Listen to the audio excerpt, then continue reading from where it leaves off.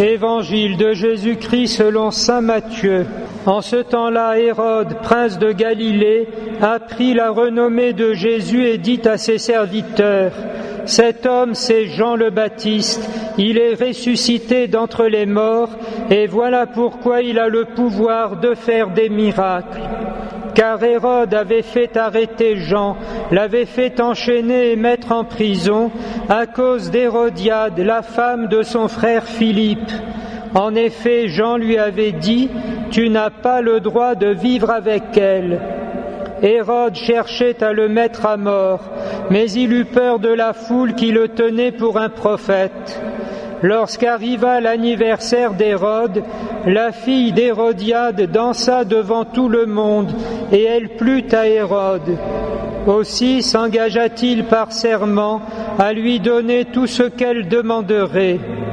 Poussée par sa mère, elle dit : « Donne-moi ici, sur un plat, la tête de Jean le Baptiste. » Le roi fut contrarié, mais à cause de son serment et des convives, il commanda de la lui donner. Il envoya décapiter Jean dans la prison. La tête de celui-ci fut apportée sur un plat et donnée à la jeune fille qui l'apporta à sa mère. Les disciples de Jean arrivèrent pour prendre son corps, l'ensevelir et allèrent en informer Jésus. Chers frères et sœurs, au lendemain du premier vendredi du mois, en l'honneur du Sacré-Cœur de Jésus, nous avons le premier samedi du mois, en l'honneur de la Vierge Marie. Et c'est ainsi que nous célébrons la messe, en l'honneur de la Vierge Marie, rempart de la foi, comme nous en donne la possibilité ces messes mariales qui avaient été données à l'Église au moment de la grande année mariale 87-88, dont les suites dans l'histoire de notre temps ne sont plus à démontrer. Et puisque la première lecture évoque l'année jubilaire après les septénaires d'années, nous ne pouvons pas ne pas citer la dernière phrase de l'homélie du pape Benoît XVI lors de son voyage à Fatima le 13 mai 2010, qui s'était écrié : « Celui qui penserait en avoir terminé avec le message de Notre-Dame à Fatima se tromperait. Puissent les 7 années qui nous séparent du centenaire des apparitions hâter le triomphe annoncé de son cœur immaculé à la plus grande gloire de la très sainte Trinité. » Depuis les années passent, nous voilà déjà en 2013, et les ébranlements que nous connaissons n'échappent à personne. L'Évangile d'ailleurs ouvre nos yeux sur ces attaques contre la famille menées par le pouvoir. Les Hérodes, en effet, se succèdent et se ressemblent. Celui qui bafouait le mariage en prenant la femme de son frère étant le digne fils ou petit-fils de celui qui cherchait à tuer les enfants afin de se débarrasser de la vie manifestée en Jésus-Christ.